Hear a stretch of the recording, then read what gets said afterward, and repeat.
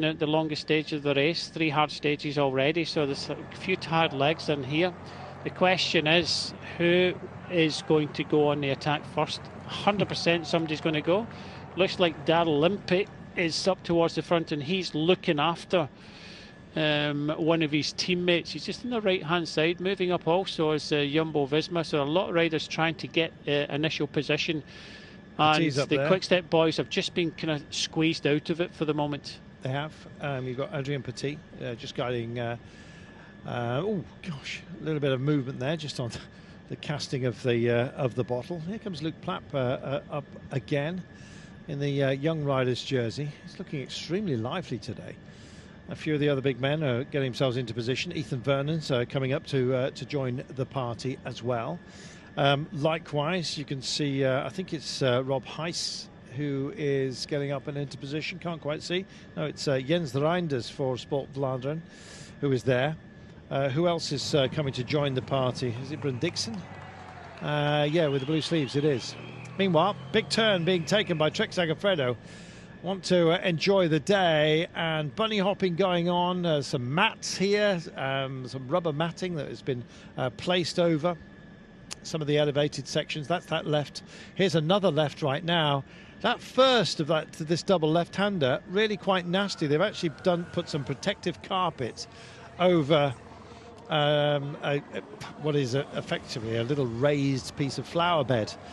They're going to be tempted to go for it, and they were. So this is your finish straight a little bit later on, shrouded in darkness. I hope we get a better view of it from a long shot, but I think it's going to be a heads-up view by the time we get to the line, and everyone wants a piece of the day. Nice to see Chavez up here as well, making a use of himself on behalf of Michael Valgren, and through they come.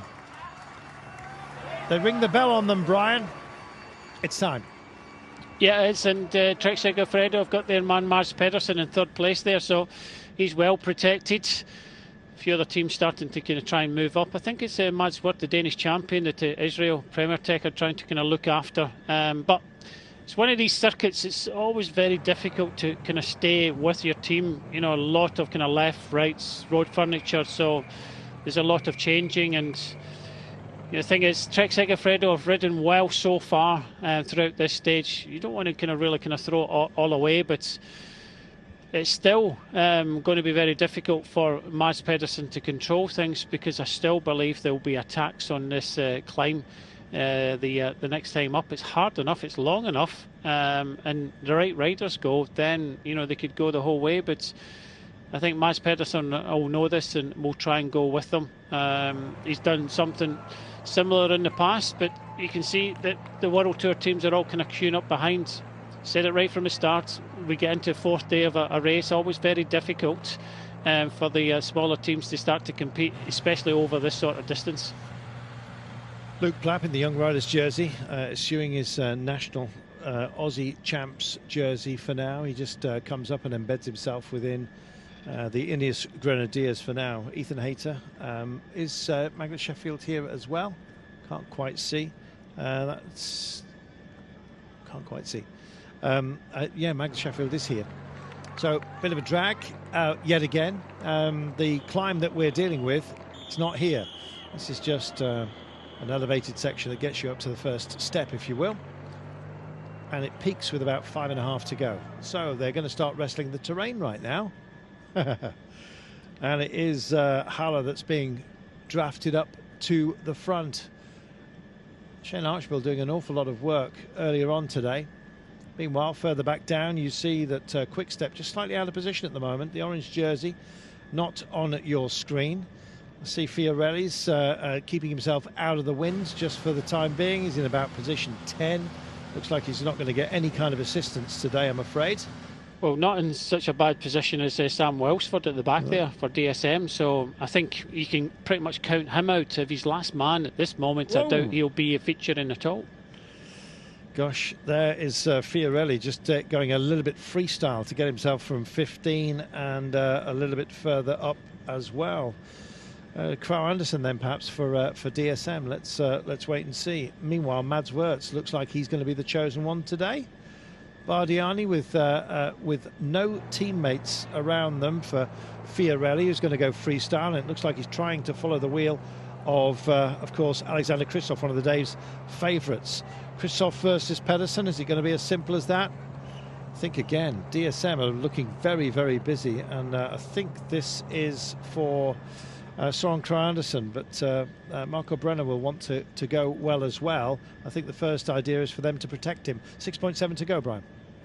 Yes, I think first and foremost trying to protect your GC rider, but your stage went up for grabs, and now we see the blue jersey of Tobias Johannesson coming up. He's in 4th place. Now, will he have a crack at this climb and trying to kind of test out the riders? Let's see what happens. But again, Trek Segafredo on the left-hand side, they have done well. It's always very difficult in these kind of finishing circuits to stay as a team, and they've done well in the left-hand side in the white, but also up towards the front, Jumbo-Visma, the Danish champion, and out come the boys in blue, Quick Step.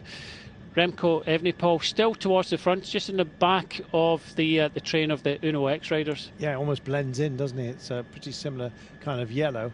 The blue jersey is in that line of orange, and he just there in wheel 4, and they are going for it. He's asked for pace, and Tobias Johannesson wants to stick it to everybody at the moment. Good place to attack as well. The road narrows, and then all of a sudden you've got this turn onto our climb. Clever. If this is the lead-out train, which is already actioned, don't be surprised.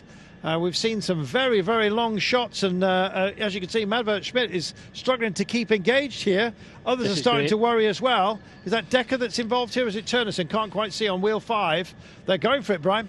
Yeah, I always after yesterday's stage, I was wondering, how Tobias Johannesson was going to gain those 6 seconds to try and get him onto the podium, and he's going to try every stage possible. He wants the seconds. He's got Mads Worth on him. Evenepoel now moves up. Mads Pedersen now reacting to it. So the riders we're talking about already there and ready. But when is it Tobias Johannesson? Is he going to go? Is he going to kind of save a little bit for the final sprint? I think he has to kind of test the legs out. Martijn Budding in the orange of Rival is there, not that far off the front as well is Mads Pedersen, as you can see, just riding wing guard at the moment. No sign of Kristoff. He's bottom of your screen actually, just trying to get back in. Here comes Fiorelli as well. In the plum colours, just coming up on the shoulder of Haller in the green, but it's still out front, and look at that, the points jersey. Behind him is the GC leader, Remco Evenepoel, but the points of Tobias Johannesson on the front. He had a battle plan. It doesn't look like it's worked, but Mads Schmidt looks like he fancies it. Who else? That's the big question. Budding there in the orange, and alongside is Mads Pedersen for the ride here. More than that, he's got an awful lot to offer, and it's Kasper Asgreen that's staying lively and in touch, as a few others just start to burn out, I'm afraid. Goodness me, here we go. Take this turn and then come back down. That was your climb, Brian, and the battle plan didn't work, and Evenepoel rolls to the front as if to say, have a look at this, and then Mats Schmidt says, well, have a look at this. A little bit of a change of pace, comes to the front and almost makes a statement that unfortunately can't back up for the time being, and Evenepoel just comes straight back through and says, see what I can do? See what I can do whenever I want to do it? Oh, it's calmed down again, but kicks once more, and Johannesson has another dig, asking questions of Evenepoel. This is a fantastic battle. Great fighting going on here at the 4 kilometres to go marker, and this will, if that ticker is correct, they will start to come down and into town with a few lumps and bumps to be dealt with, and it looks like we may well be getting a selective sprint by the end. It was a good plan. Oh, off the road, my friend. Just watch Sheffield. Yeah, let's have a look. Yeah, you can see that this is the perfect time to go. The over the top of the climb, especially Tobias Johannesson, he was really looking at it. Now there's a big opportunity as they start looking behind to see where their sprinter is. This is an opportunist move. If you've got the legs, then try and go for it, because there aren't any kind of numbers. But yes, as soon as I say that, Uno X go to the front. I think they are looking for bonus seconds at the end now. Tobias Johannesson didn't have the legs to break the back of the peloton, but there is a big opportunity for a late move here. Scarseth, I think it is, that's having a push here. Everyone knows about it as well. They're all mustering, as you can see. Mads Pedersen is still very much in the frame, and here come Jumbo-Visma with Turnison Is Decker here as well? Can't quite see just for the time being. Embedded there is Alexander Kristoff. As you can see on wheel 5 at the moment, just off the shoulder here of Timo Russen, who's in here, the Netherlands champion, as part of the backup for the Jumbo-Visma team. Underneath this footbridge they go, and they'll take this turn and start to head back to the water's edge. Indeed, be very careful. The whistles are blowing absolutely everywhere. And don't forget, there's a great funneling as well as they come up here. I don't think they've stripped out the barriers. In fact, this is where the barriers start to suggest themselves, and it's time for a big long one. Oh, it had to be, Brian. Jumbo-Visma, they've been mustering. They have. Van Hooijdonk decides to go in. That was the perfect time, but unfortunately, just look behind. Intermarché have got to the front. They've been astute to this. They're not going to throw it away. They've been riding on the front all day. 3 kilometres ago, he pulls off, but it's Ineos Grenadiers that takes this up. This is going to be a hard chase to bring Van Hooijdonk back, but you know, Jumbo-Visma were always a team that were going to try and kind of strike out for it, because David Decker, their sprinter, is not on form. They have got Tunison, but you know, it could have been Timo Russen, it could have been Nathan Van Hooijdonk. We talked about them in the run-in, but he's got a good enough gap. It's still going to be very difficult for him to hang out there, because I think there's a few riders really looking towards this sprint. Let's see how they go. Just lining up behind as well. Strongman Magnus Sheffield has done a great job. For Ethan Hayter, I'll be bound. Luke Plapp is doing some of the bailing work earlier on as well today. But it's all about this finale. Here we go. Gentle left-hander bringing us back to town. Tell you something, Van Hooijdonk's done a great job of putting some distance between himself and everybody else at this crucial moment. He has. Now we're 2 kilometres to go. We're just about to go under the bridge. But unfortunately for Nathan Van Hooijdonk, he's got Ineos Grenadiers on his case. Ethan Hayter wants to win another stage here, but Kristoff is there, Mads Pedersen is there. There's some good sprinters that are there, so he's going to be up against it. But we're going to see a reduced sprint. We come over the bridge, we've got the kilometre in sight, and they've also got Van Hooijdonk in sight. This is a tremendous effort, but I think Ineos Grenadiers are going to pull him back.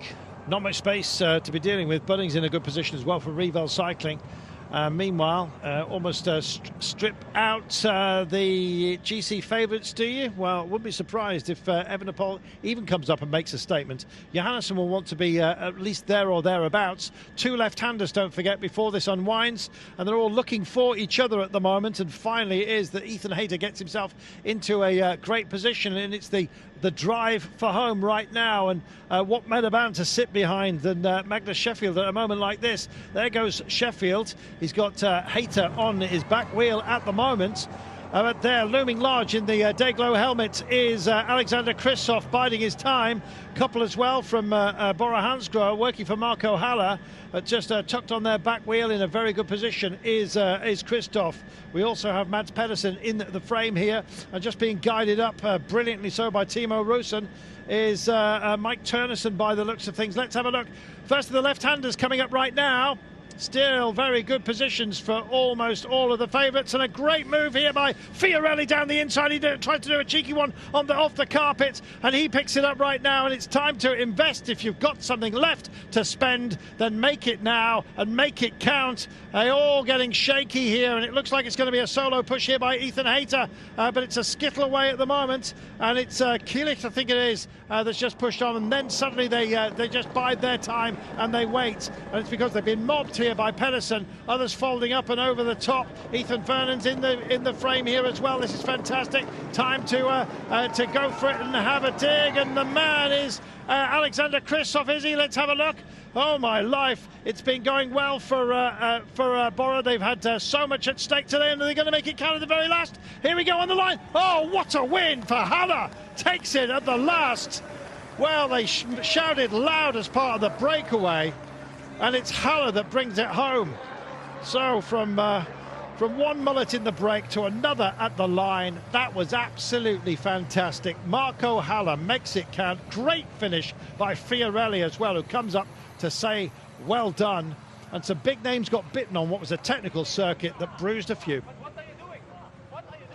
That was a brutal finish. There's a lot of elbowing, a lot of pushing for positions. A lot of riders kind of ran out of legs in the end. Kristoff got up there for a podium, but the 31-year-old Austrian takes that victory. And You know, you have to say he rode it perfectly. A lot of riders were, you know, balked left, right, and centre and got themselves out of position. But you know, we'll look at this replay. But you know, what an effort here! He's, you know, first win of the year, and he hasn't had many wins. He's had, you know, 4 victories in his career. No wonder he's happy. I can't remember when last I saw Marco Haller win. It must have been some time ago, but you know, 4 wins to his career. He doesn't come up with a win very often, but today it looks as if he deserved that one. Well, Fiorelli was being criticised, I think, for dive bombing the corner with the carpet. He did a mighty bunny hop to dive bomb the field. Let's have a look at it here, He dive bombed a couple of times, but yeah, Haller just taking it on right from the front there, and it does look as if, you know, Vernon just didn't have the legs in the end. Christophe was coming. I don't think he was coming quick enough there. Tunison also up there, but Fiorelli. But I was watching Fiorelli in the run, and he was taking lots of risks. Sometimes you have to. But strong effort there from Haller, and takes the win. I'm just looking back to see when the last time he won. It was some years ago. Super work. Oh, what a great finale. Here's your heads-up view of it as well. Spread across the line. Mads Pedersen just couldn't get the position he wanted. Christophe as well looked a little bit tired at the end. But Haller, well, they did so much great work for them today. In the end, Haller on the drag here. Wasted. You're looking back at stage 1 in the Tour of Austria in 2014. Haller takes it ahead of Ethan Vernon at Quick Step.